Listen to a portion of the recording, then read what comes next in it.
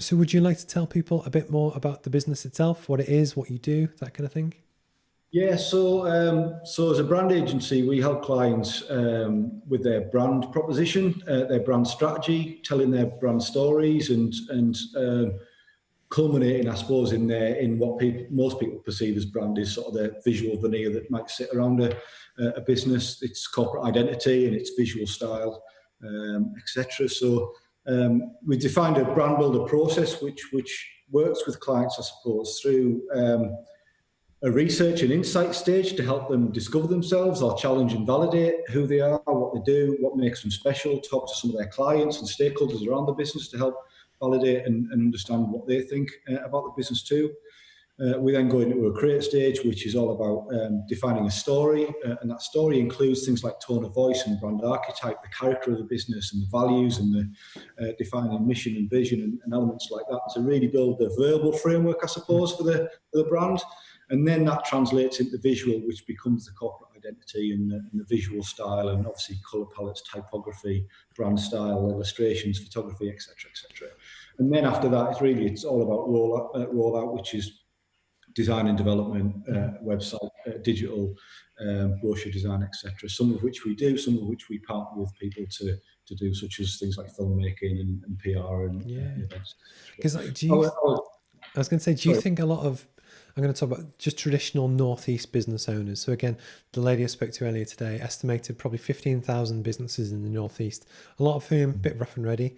Do you think people really give credence to how important a brand is to a business?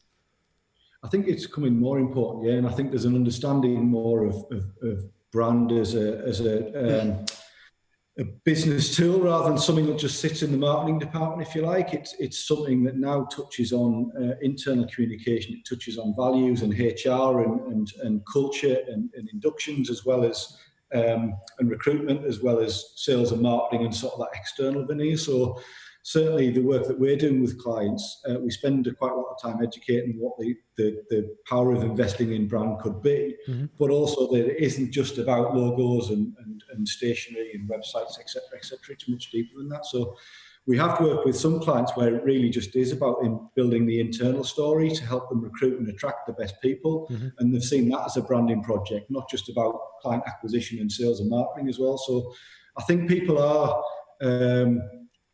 growing to the fact and understanding what brand can mean to the business. And I think things like Simon Sinek and focusing on why and understanding all that type of stuff starts to sort of glue the conversation together, that actually your sales and marketing is absolutely intrinsically linked to that business why and the character of the business and your cause and what you're trying to achieve. And it all should wed together under this umbrella called brand, if you like. It's not just a toolkit that the marketing department has. Because I think some people lose sight of it. It's every touch point that a business has, from your reception to the front desk, to when someone picks up the phone, to when you're at a networking event, to social media, whatever.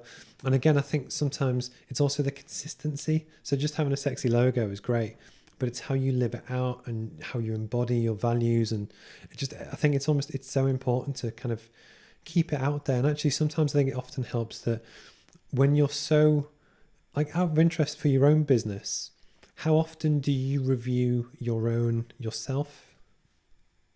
We rebranded ourselves, one of the most challenging clients that we've ever had, to be honest, about 18 months ago, to line up with our 10-year anniversary. And it was really about our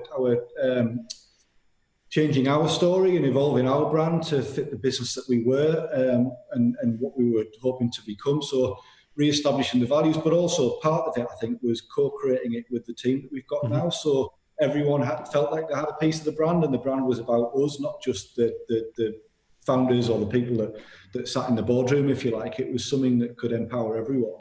And that was reflecting the type of clients that we wanted to work with and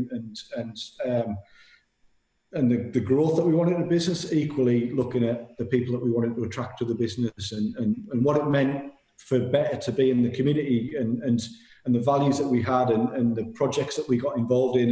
And it was a whole melting pot of all kinds of stuff that was a great discussion for us to have before we then finalised actually the story and the refreshed identity and the new website, etc.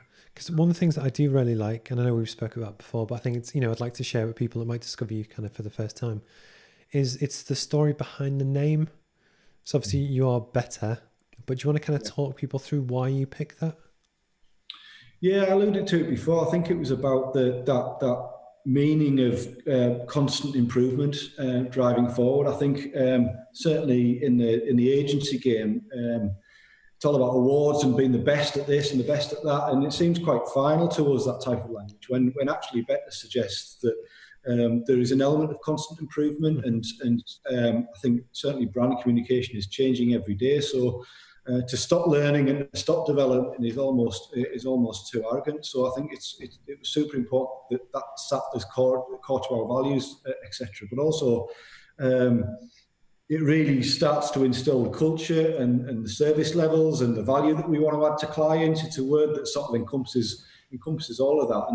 And more recently, I suppose it talks about the region that we want to be part of and the cluster that we want to get involved in. And we've got the Boho Zone and the digital media cluster as well. So better becomes something that sits sort of right at the heart of the business with a number of connotations depending on what we're getting involved in. No, I like that because there's a humility to it.